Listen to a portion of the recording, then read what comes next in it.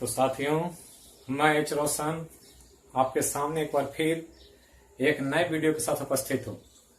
आज हम लोग फिजिक्स अर्थात भौतिकी के अंतर्गत एक बहुत ही महत्वपूर्ण चैप्टर पढ़ने जा रहे हैं। यहाँ पर मैंने नाम लिखा स्केलर एंड वेक्टर, सदिश और अदिश। क्योंकि इसके पहले फिजिक्स के अंतर्गत मैं एक इंट्रोडक्टरी या मौलिक अध्याय के तौर पर यूनिट एंड डायमेंशन में बता चुका हूं। अब उसी का ये एक एडवांस रूप है। यूनिट एंड डायमेंशन हम लोग मैट्रिक स्तर पर माध्यमिक एग्जाम में पढ़ते हैं। जब हम लोग इंटर स्तरीय एग्जाम में जाते हैं तो उसी मौलिक राशियों को या जितने भी फिजिकल क्वांटिटी हैं उसको समझने के लिए एक और चैप्टर पढ़ना होता है जिसको स्केलर एंड वेक्टर कहते हैं। तो स्केलर एंड वेक्टर, सदिश या अदिश क्या है, इसका क्या कॉन्सेप्ट है, किस तरह से इसमें चीजों को समझना होता है, क्या क्या पढ़ना है, इसको हम लोग देखें। और बहुत छोटा सा इंपॉर्टेंट टॉपिक है जिसमें कुछ मैथमेटिकल गणितीय पार्ट्स हैं जिसमें संख्यात्मक प्रश्न या न्यूमेरिकल क्वेश्चन जो कहते हैं वो पूछा जाता है, और कुछ बेसिक टॉपिक जो बिल्कुल आसान होता है। नॉर्मली नॉन टेक्निकल एग्जाम्स में जो क्वांटिटी होते हैं उसको स्केलर और वेक्टर पहचानने का तरीका पूछा जाता है कि कौन स्केलर है, कौन वेक्टर है, कौन सदिश राशि है, कौन अदिश राशि। तो यहां पर स्केलर और वेक्टर जो आया है वो ध्यान रखना है। सदिश और अदिश की बात भौतिक राशियों के लिए होता जिसको हम लोग फिजिकल क्वांटिटी कहते हैं। तो भौतिक राशियों के लिए ही ये दो वर्ड का इस्तेमाल किया जाता है जिसको स्केलर और वेक्टर के रूप में देखते हैं। और हमने कहा था कि मेजरमेंट के समय वो कोई भी राशि जिसको मेजर किया जा सके, मापा जा सकते, वो भौतिक राशि।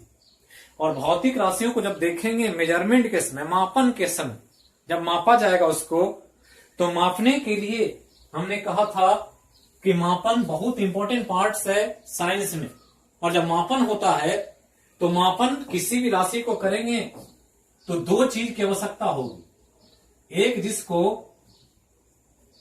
परिमाण कहा जाता है और एक जिसको दिशा कहते हैं, डायरेक्शन। तो ये मैग्नीट्यूड है और ये डायरेक्शन। तो ये ध्यान रखना है कि जब भी आप भौतिक राशियों को मेजरमेंट करेंगे तो ये दो चीजों की आवश्यकता होगी। कहीं कहीं परिमाण चाहिए, कहीं कहीं डायरेक्शन चाहिए, कहीं कहीं दोनों चीज। और ये दोनों के रिक्वायरमेंट के आधार पर कि किसमें क्या चाहिए मापने के लिए, उसी के आधार पर भौतिक राशियों को दो भाग में हम डिस्ट्रीब्यूट कर देते हैं। अध्ययन के लिए, मापन के लिए, जिसमें सुविधाजनक हो, मेजरमेंट हम सही तरीके से कर सकें, भौतिक राशियों को बांट देते हैं दो भाग। एक जिसको स्केलर कहते हैं, दूसरा जिसको वेक्टर कहते हैं। तो यही दोनों को समझना, अर्थात परिमाण और दिशा के रिक्वायरमेंट, किसमें परिमाण चाहिए और किसमें परिमाण दिशा दोनों चाहिए, इसके आधार पर राशियों का दो पार्ट, सदिश और अदिश। अब इसी को ध्यान रखना, इसके आधार पर जब राशियों को बांटेंगे तो दो तरह की राशि मिलेगी। एक राशि है जिसको सदिश राशि कहा जाता है। तो पहले सदिश राशि को देख लेते हैं कि क्या इसका इंपॉर्टेंट पार्ट्स है और क्या क्या इसके फीचर, गुण है जिसके द्वारा आप राशियों को समझ सकते हैं, पहचान सकते हैं और उसको एक ग्रुप में बांट सकते हैं। तो सबसे पहले यहां लिखा हुआ है सदिश। स मतलब साथ होता है और दिश मतलब दिशा होता है। और राशि तो है ही फिजिकल क्वांटिटी जिसको मापना है। तो ध्यान रखना कि वैसी राशियां जिसको मापन जब करें तो मापन का आधार, जो मेजरमेंट का आधार है वो दो है। और वो दो आधार, एक कि इसको मापने के लिए परिमाण भी चाहिए और परिमाण के साथ साथ दिशा भी चाहिए। और जब मापन का आधार परिमाण और दिशा दोनों हो तो ऐसी भौतिक राशियों को हम अलग नाम दे देते जिसको सदिश राशि या वेक्टर क्वांटिटी कहते। तो पहला यह ध्यान रखना। दूसरा जो राशि है वो है अदिश राशि। और अदिश राशि की जब बात आ जाए तो ध्यान रखना कि अदिश राशि का जो मापन का आधार है, तो मापन जो आधार होगा मापन का, उसमें एक ही आधार मापन का और वो है परिमाण। ये ध्यान रखना। और परिमाण के साथ साथ जो दिशा होता है, डायरेक्शन, इस दिशा की यहां कोई रिक्वायरमेंट नहीं।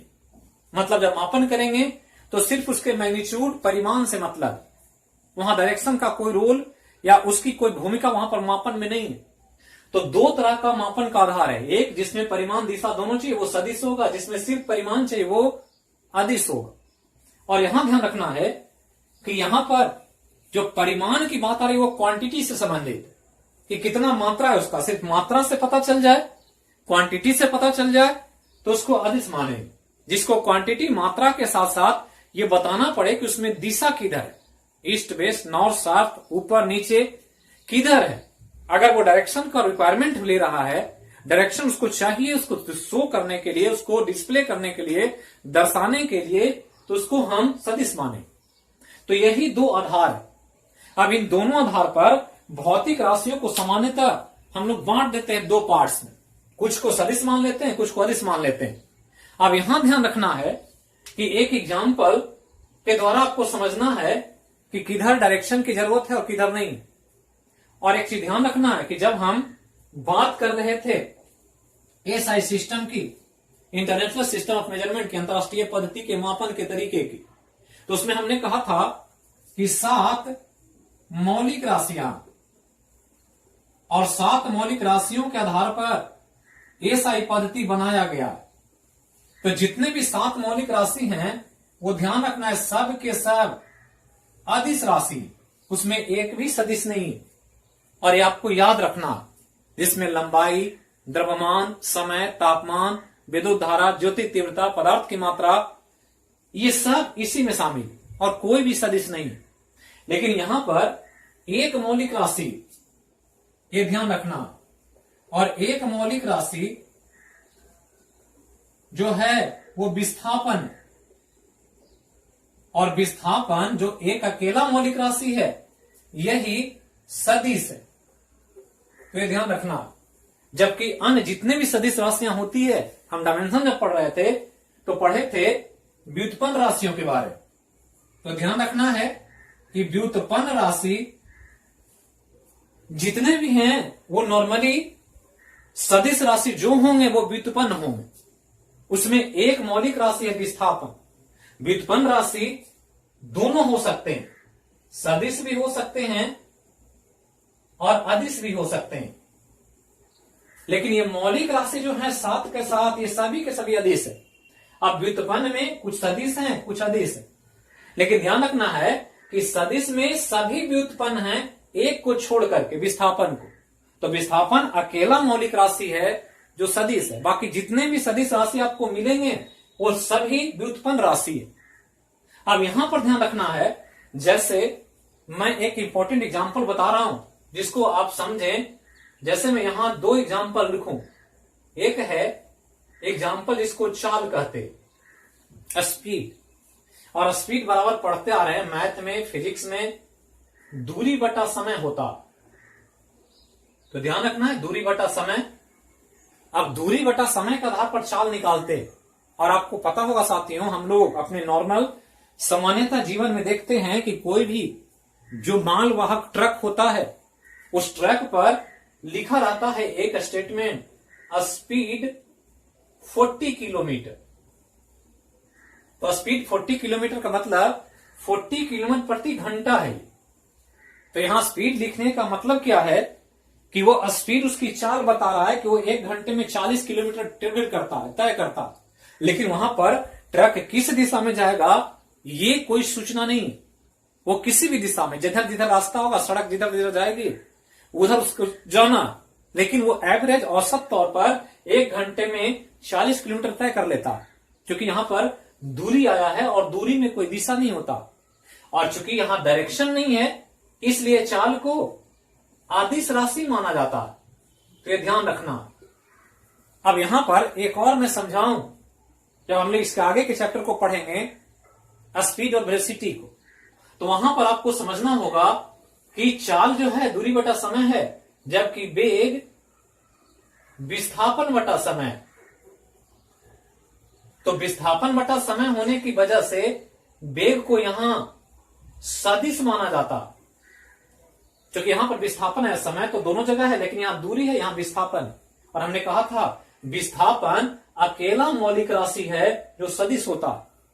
तो यहां पर दो चीज, दूरी और विस्थापन। जैसे मैं एक एग्जांपल दूं, जैसे हम लोग एक लोकेशन को देखें कि एक यहां पॉइंट है, ये कोई लोकेशन है ए, और एक पॉइंट यहां है, लोकेशन है बी। ए से बी तक किसी को जाना है, एक स्थान है, मान लिया पटना है, ये दिल्ली है, या यही पटना है और दिल्ली है, और दो लोकेशन है, तो दोनों के बीच डिस्टेंस भी है और डिस्प्लेसमेंट भी है। जैसे मैं कहूं कि एक गाड़ी है जो सड़क मार्ग से चलता है और सड़क मार्ग से चल करके ए से बी तक पहुंच जाता है, ये इसका सड़क मार्ग। तो जैसे जैसे सड़क था वैसे ऐसे गाड़ी जाएगी, तो ये जो डिस्टेंस होगा, ये मान लेते हैं कि S1 डिस्टेंस, इसमें कोई दूरी, इसमें कोई दिशा नहीं है, सिर्फ तय किया गया लेंथ है, लंबाई है। जबकि अगर ए से बी का हम देखें तो ये फिक्स है कि यहां से चला था और ए से चलकर बी तक पहुंच गए। पहले ए पर था, अब बी पर है, और ये जो दोनों का अंतर है ये S2 है। तो S1 और S2 को देखेंगे तो S1 जो है यहां पर दूरी को दर्शा रहा है, जबकि S2 यहां विस्थापन को दर्शा रहा है। तो विस्थापन देख रहे हैं फिक्स है, विस्थापन फिक्स है कि इधर से चलेंगे तो ही ये डिस्टेंस मिनिमम होगा। बाकी कोई भी मार्ग पकड़ लें, ए से बी जाने का बहुत सारा मार्ग हो सकता है, ये जितना भी मार्ग आप लेंगे ये सारा मार्ग जो है ये दूरी है, और दूरी में कोई डायरेक्शन की जरूरत नहीं है। जैसे आपको एक कहा जाए कि मुझे दिल्ली जाना है पटना से, और आपको बता दे कि 1000 किलोमीटर चल लें तो पटना पहुंच जाएंगे, दिल्ली पहुंच जाएंगे, लेकिन 1000 किलोमीटर सिर्फ कह देने से दिल्ली नहीं मिलेगा। अब 1000 किलोमीटर अगर सही डायरेक्शन में चलेंगे तो दिल्ली आ जाएगा, अगर उससे दूसरा डायरेक्शन पकड़ लेंगे तो कोई और स्थान पर पहुंच जाएगा। और इसलिए डिस्प्लेसमेंट बताने के लिए डायरेक्शन बताना जरूरी है, और डायरेक्शन की वजह से विस्थापन को हम सदिश मान लेते हैं, और यहां डायरेक्शन नहीं है इसलिए इसको अदिश मान लेते हैं। तो ये आपको कॉन्सेप्चुअली समझना। जैसे हम लोग बाजार जाते हैं, सब्जी खरीदना हो, तो खरीदना हो आलू, तो सिंपली कहते हैं कि हमें आलू चाहिए, और वहां क्वांटिटी बताते हैं, 1 केजी आलू चाहिए, तो 1 केजी उसका मात्रा, वहां डायरेक्शन नहीं है कि 1 केजी आलू चाहिए पूरब की तरफ, पश्चिम की तरफ, कोई मीनिंग नहीं। लेकिन अगर किसी को पटना से दिल्ली जाना है तो कहना पड़ेगा कि पटना से नॉर्थ वेस्ट अगर 1000 किलोमीटर चला जाए तो दिल्ली आ जाएगा। मतलब विस्थापन बताने के लिए आपको दिशा बताना पड़ेगा, दूरी बताने के लिए दिशा की जरूरत नहीं है। गाड़ी में स्पीडोमीटर लगा रहता है, और स्पीडोमीटर में सिर्फ वो स्पीड बताता है कि कितना है, किधर चल रहा है गाड़ी, वो डायरेक्शन नहीं बताता। वो सिर्फ ये बताता है कि उसका स्पीड कितना। वो जब कांटा भारी करता है एक्सीलरेटर देने से, उसके स्पीड को पता, इधर आप मोड़ेंगे उधर तो जाएगा, उसका वेलोसिटी कांस्टेंट उस रूप में दर्शाएगा। और इसलिए ध्यान रखना है कि जब भी आप सदिश की बात करें तो आपको राशि पर ध्यान देना होता है कि किसमें डायरेक्शन है, किसमें डायरेक्शन के साथ साथ मैग्नीट्यूड भी है।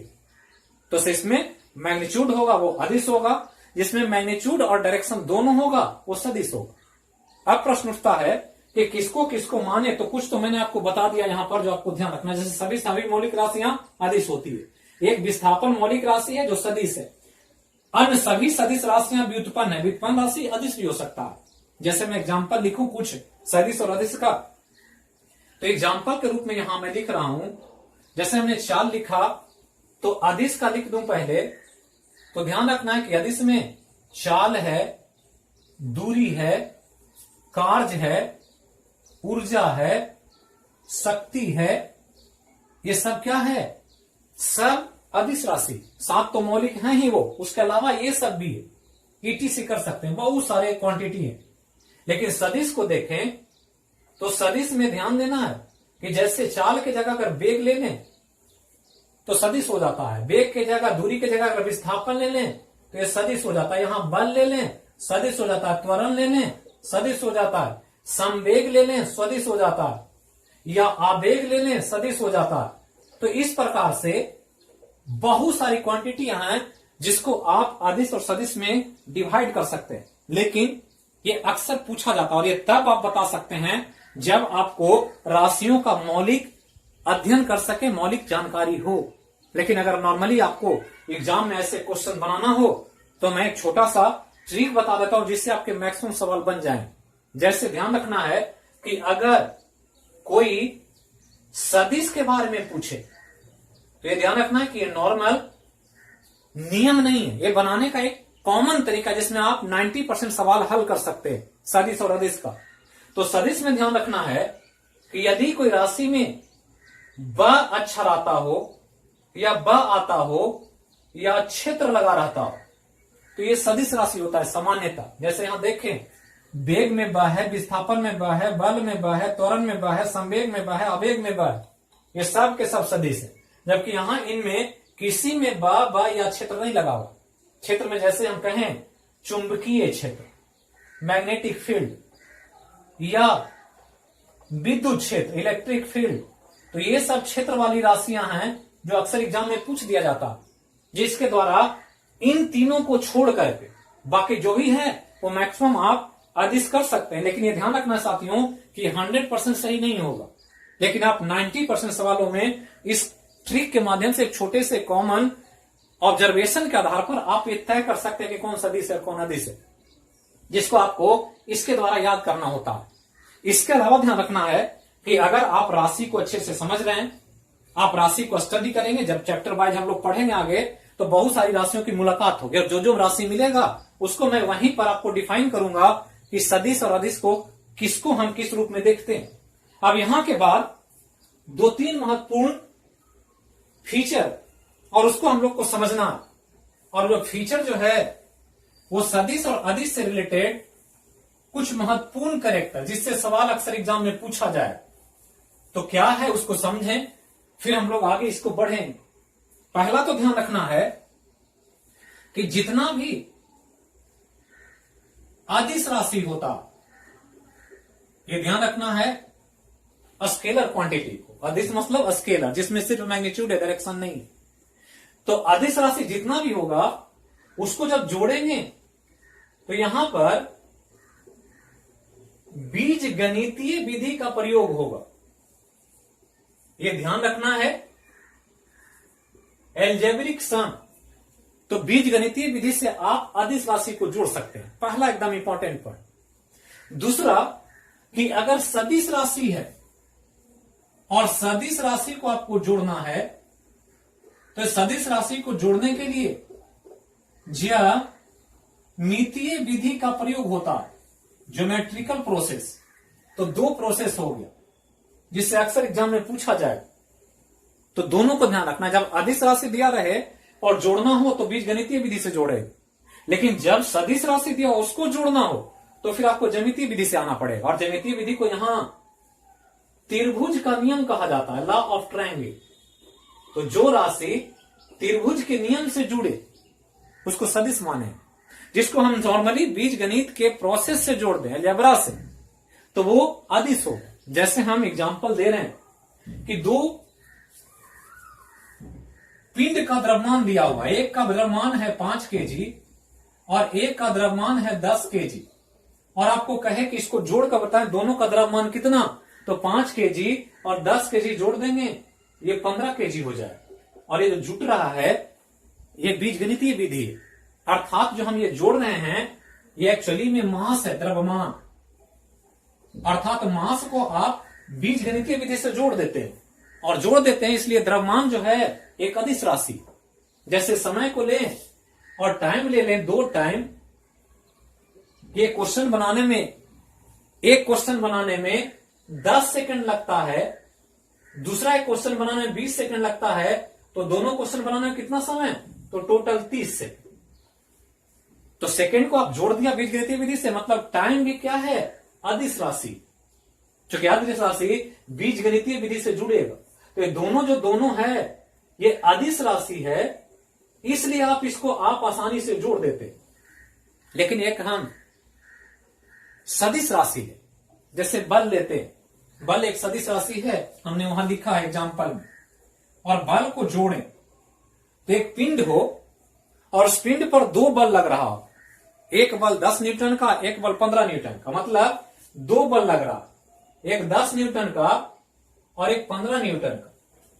तो पूछे कि उस पिंड पर टोटल कितना बल लग रहा, तो अगर ये बीजगणितीय विधि से जुड़ता तो हम इसको मान लेते हैं 15, 10, 25 न्यूटन का बल, लेकिन ये गलत है क्योंकि आप इसको जोड़ नहीं सकते हैं। फोर्स है और फोर्स हमेशा एक वेक्टर क्वांटिटी की तरह व्यवहार करता है, सदिश राशि, इसमें डायरेक्शन होगा। तो जब तक आप बल के बारे में ये नहीं बताएंगे कि बल किस दिशा में लग रहा है, उसका डायरेक्शन क्या है, तब तक आप इसको जोड़ नहीं सकते। और इसलिए हम कहते हैं कि जब बल या कोई भी सदिश राशि होगा तो उसको ज्यामितीय विधि से जोड़ना पड़ेगा, और ज्यामितीय विधि में लॉ ऑफ ट्रायंगल को लगाना पड़ेगा आपको, त्रिभुज के नियम। तो ये एक इंपॉर्टेंट पॉइंट है, ध्यान रखना। तो आपको अगर कोई सदिश राशि दिया है, जोड़ना है, तो ज्यामितीय विधि से प्रयोग करें। अदिश राशि दिया तो बीजगणितीय विधि का प्रयोग करें। अब यहां पर हमने कहा 10 न्यूटन 15 न्यूटन जोड़कर 25 न्यूटन नहीं हो सकता, या हो भी सकता है अगर हम उसके डायरेक्शन को पता कर लें, हमको दिशा पता हो कि किधर किधर लग रहा। जैसे एक दरवाजा हो और एक दरवाजा पर दो व्यक्ति बल लगा, एक 10 न्यूटन का, एक 15 न्यूटन का, और आप पूछें कि उस दरवाजे पर कितना बल लग रहा है टोटल, तो पहले तो ये बताना पड़ेगा कि दोनों व्यक्ति दरवाजे को किधर से ठेल रहा है, एक बाहर से ठेल रहा है, एक अंदर से ठेल रहा है, धक्का जो दे रहा है एक डायरेक्शन में दे रहा है, दो डायरेक्शन में दे रहा है, अगर आगे पीछे दे रहा है, अपोजिट साइड से दे रहा है, सिमिलर साइड से दे रहा है। जब तक ये आप नहीं बताएंगे तब तक दरवाजे पर एक्चुअली बल कितना लग रहा है ये नहीं बता सकते। अगर दोनों एक तरफ से लगा देगा तब तो 10 न्यूटन और 15 न्यूटन 25 न्यूटन हो जाए। अगर एक जिधर से लगा रहा है उसके विपरीत साइड से दूसरा लगा देगा, तो एक अगर 15 लगा रहा है दूसरी तरफ से 10 लगा रहा है, तो टोटल बल उस पर 5 ही न्यूटन लगेगा, क्योंकि 10 न्यूटन एक के बल को न्यूट्रलाइज करेगा और 5 ही न्यूटन का फाइनल बल उस पर कार्य करेगा।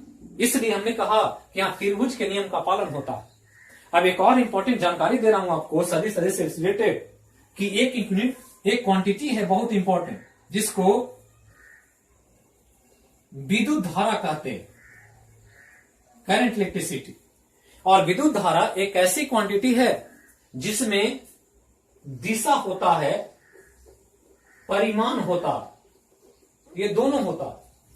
और अभी हमने पढ़ा कि दिशा और परिमाण जिसमें होगा वो सदिश होगा, लेकिन ये विद्युत धारा सदिश नहीं है, ये अदिश राशि।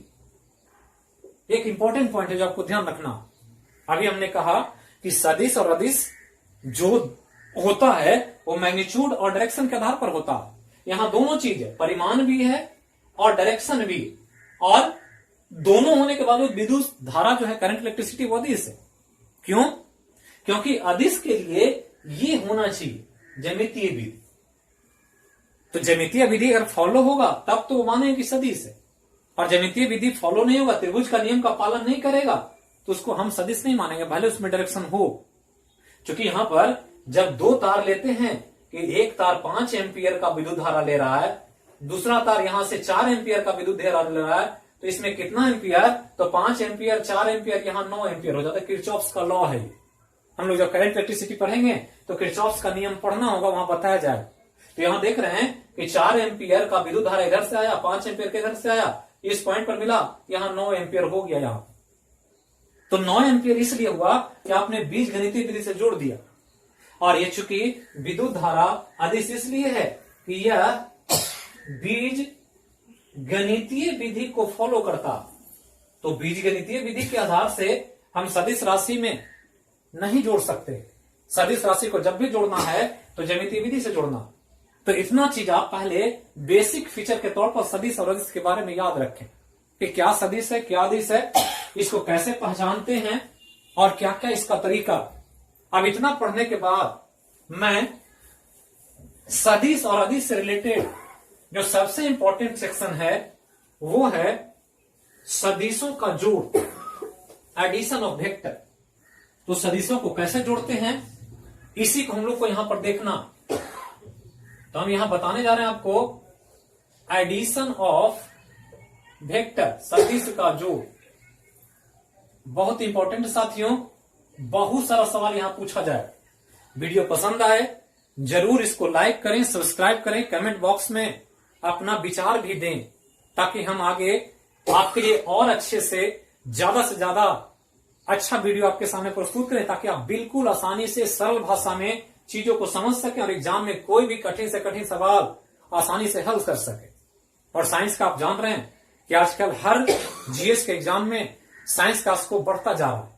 तो चलते हैं हम लोग देखते हैं एक इंपॉर्टेंट एडिशन ऑफ वेक्टर, सदिश राशियों का जोड़ कैसे जोड़ते हैं। क्योंकि हमने कहा कि यहां ज्यामितीय विधि से जुड़े, तो ज्यामितीय विधि क्या है, कैसे जुड़ता है, इसी को समझना। तो हम जोड़ेंगे तो दो क्वांटिटी लेना पड़ेगा, मतलब वेक्टर लेंगे तो दो वेक्टर लेंगे और दो वेक्टर को जोड़कर एक नया वेक्टर प्राप्त करें। तो जैसे हम दो वेक्टर ले रहे हैं, पहला वेक्टर जो है वो एक वेक्टर है ये, जिसका नाम है P।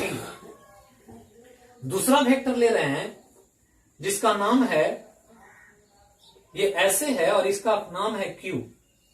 तो दो वेक्टर है P और Q, जिसको जोड़ करके हमको इन दोनों का रिजल्टेंट वेक्टर या परिणामी सदिश निकालना।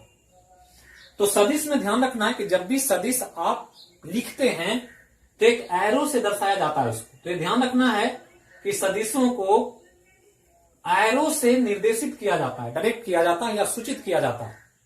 अब एक एरो लें तो एरो में जब दर्शाएंगे तो मान लिया एक एरो है ऐसे, तो इस एरो में दो चीज होगा। एक जो होगा वो इसका हेड होगा और जो इसके पीछे होगा वो इसका टेल होगा, पूंछ। तो ध्यान रखना है कि सदिश राशियों को जब भी दर्शाते हैं तो एक एरो से दर्शाते हैं और एरो में एक हेड होता है और एक टेल होता है। हेड जो होता है वो वेक्टर के दिशा को बताता है, डायरेक्शन को, जबकि टेल इसके मैग्नीट्यूड को बताता है, परिमाण को। अब यहां ध्यान रखना है कि दो चीज अगर पूछ दे एग्जाम में कि सदिश राशियों को दर्शाएंगे तो एरो से दर्शाएंगे। दूसरा कि एरो में उसका हेड जो है उस सदिश का डायरेक्शन दिखाएगा। दूसरा कि उसी एरो का जो टेल होगा उसका मैग्नीट्यूड बताएगा। जैसे एक डिस्प्लेसमेंट हम दिखा रहे हैं, विस्थापन, और विस्थापन अगर शो किया जाए कि 5 मीटर का विस्थापन हुआ ईस्ट डायरेक्शन में, और एक पिंड है जिसका विस्थापन 10 मीटर हुआ ईस्ट डायरेक्शन, तो दोनों का डायरेक्शन सेम है, दोनों ईस्ट ही में है, पूरब की तरफ है, लेकिन एक का मैग्नीट्यूड 5 मीटर है, एक का 10 मीटर है। अब इन दोनों को दर्शाना होगा तो दोनों का डायरेक्शन तो सेम होगा ऐसे, लेकिन टेल जस्ट डबल हो जाएगा। तो ये होगा 5 मीटर और ये होगा 10 मीटर। तो ईस्ट ईस्ट है इसलिए डायरेक्शन सेम है, और 5 मीटर के आधार पर अगर इसका टेल इतना बड़ा है तो 10 मीटर के आधार पर इसका टेल इसका दुगना होगा। तो यही समझना है कि वेक्टर में एरो का हेड जो होता डायरेक्शन दिखाता और टेल जो होता परिमाण दिखाता। और यहां पर दो वेक्टर दिखाया गया P और Q, इसको जोड़ना। अब जोड़ें तो जोड़ने का तरीका क्या है, दो नियम है जोड़ने का। पहला कि जोड़ का नियम है कि हम पहला वेक्टर का चुनाव कर लेते हैं, पहला सदिश का, और पहला सदिश को ले करके पहला सदिश के टेल पर, पहला सदिश के टेल पर दूसरा सदिश का, पहला सदिश के टेल पर दूसरा सदिश का हेड रख देते हैं। तो दो काम करना है, पहला सदिश का टेल ले लेना है और दूसरे सदिश का हेड उस पर रख देना। तो दूसरा सदिश का हेड रख देते हैं पहला सदिश के टेल पर। तो पहला सदिश P को मान लेते हैं, Q दूसरा सदिश है। तो यहां पर देखें, अब हम इसी को जोड़ रहे हैं। तो पहला सदिश ये है जो P है, ये ध्यान रखना है, इसका हेड ये है। तो पहला सदिश का हेड पर, पहला सदिश के हेड पर लेना है, टेल पर नहीं, पहला सदिश के हेड पर दूसरे सदिश का टेल रख देना, दूसरे सदिश का टेल रख देना। साथियों ध्यान रखना है कि पहला सदिश का हेड ले लेंगे और पहला सदिश के हेड पर दूसरा सदिश के टेल को रख देंगे। तो पहला सदिश का ये हेड है और इस पर दूसरा सदिश का टेल रखना है ऐसे। तो दूसरा सदिश का टेल रख दिया, यहां P है और ये Q है। तो हमने कहा था P पहला है, Q दूसरा है। तो पहला सदिश का हेड लेना है और उस हेड पर दूसरे सदिश के टेल को रख देना। तो पहला सदिश लिया P, इसका हेड है, उस पर Q के टेल को रखा। और करना क्या है तीसरा स्टेप में कि दूसरा का हेड दूसरा का हेड तथा पहला का टेल को मिला देना है, टेल को मिला देना है। और जैसे ही इसे करेंगे तो आपको एक राशि मिल जाएगा जिसको एक परिणामी सदिश के रूप में देखा जाएगा। तो पहला का दूसरा का हेड और पहला का टेल, तो दूसरा का हेड यहां है और पहला का टेल है, इन दोनों को मिलाएं ऐसे, तो मिलाएंगे तो ये एक नया क्वांटिटी प्राप्त होगा जिसको हम P प्लस Q कह सकते हैं। और इसका मान जो होगा यही R को बताएगा। मतलब करना क्या होता है कि जब भी दो वेक्टर दिया रहे तो उसमें से आपको चुनाव कर लेना है कि पहला वेक्टर एक ले लेंगे, उस पहला वेक्टर के हेड पर दूसरा वेक्टर के टेल को रख देंगे। अब पहला वेक्टर के हेड को दूसरे वेक्टर के टेल से मिला देंगे और जो राशि प्राप्त होगा ऐसा करने से एक त्रिभुज बनने के बाद उसी से उस त्रिभुज के जो रिजल्टेंट होगा वो दोनों सदिश के रिजल्टेंट का मान दे देगा। और यही त्रिभुज का नियम हमने कहा था कि जब भी वेक्टर जुटता है तो ज्यामितीय विधि से या त्रिभुज के नियम से जुटता, और त्रिभुज के नियम के कारण यहां पर त्रिभुज का नियम फॉलो होता, क्योंकि ये एक राइट एंगल ट्रायंगल है, ये लंब है, ये आधार है, ये कर्ण है। मतलब अगर लंब आधार दो वेक्टर है तो इसके द्वारा बना हुआ त्रिभुज का जो कर्ण होगा वे दोनों वेक्टर के परिणामी सदिश का मान दे देगा। और जब इसको सॉल्व करेंगे मैथमेटिकल प्रोसेस से तो आर का मान जो मिलेगा आपको वो आर जो होगा P square plus Q square plus 2p³ cos theta बता देगा, अंडर रूट, जो हम लोग ट्रिगोनोमेट्री में करते आ रहे हैं। और यही दो वेक्टर को जोड़ने का एक मौलिक बेसिक तरीका कि दो वेक्टर P और Q दिया हुआ है तो R निकालना हो तो आप ऐसा कर देंगे तो आपको मिल जाएगा कि R का मान कितना हो, जहां P और Q पहला और दूसरा वेक्टर है। थीटा यहां ध्यान रखना है कि थीटा का जो मान होता है वो सदिशों के बीच का कोण होता, तो सदिशों के बीच का कोण आपको पता होगा तभी आप वेक्टर को जोड़ सकते हैं। इसलिए हमने कहा था कि 10 न्यूटन और 15 न्यूटन का दो बल है तो जोड़कर आप 25 न्यूटन नहीं कर सकते हैं जब तक कि आपको थीटा पता ना, डायरेक्शन पता ना। थीटा का मतलब डायरेक्शन, तो अगर थीटा पता है तभी आप वेक्टर को जोड़ सकते हैं। तो यही सदिशों के जोड़ से संबंधित मौलिक बात। अब इसके आगे के सेक्शन में हम लोग इस सदिश के जोड़ का जो बेसिक बहुत इंपॉर्टेंट पॉइंट्स है कि कहां पर जोड़ेंगे तो किस किस तरह की बातों का हम लोग को ध्यान रखना होगा, इसको मैं आपको समझाऊंगा अगले वीडियो, जो फिजिक्स का अगला वीडियो आएगा उसमें। तो थैंक यू, फिर मिलेंगे एक नए विषय के साथ, तब तक के लिए वेलकम।